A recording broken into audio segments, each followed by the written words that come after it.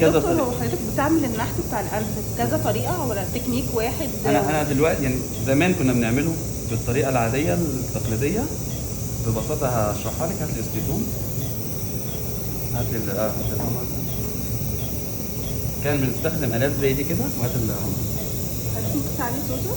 كنا بنستخدم آلات زي دي كده. ده اسمه استيتوم او اللي هو اللي بيكسر العظم.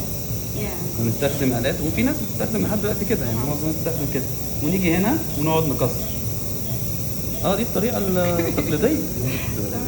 يعني لحد دلوقتي الناس شغالة بيها عادي. عشان كده تلاقي الحالة بعد العملية مورمة وزرقان يقعد شهر والألم بيبقى شديد، لأن هو بالظبط كنا بنعمل كده تك تك تك تك تك، اللي هو نكسر العظم.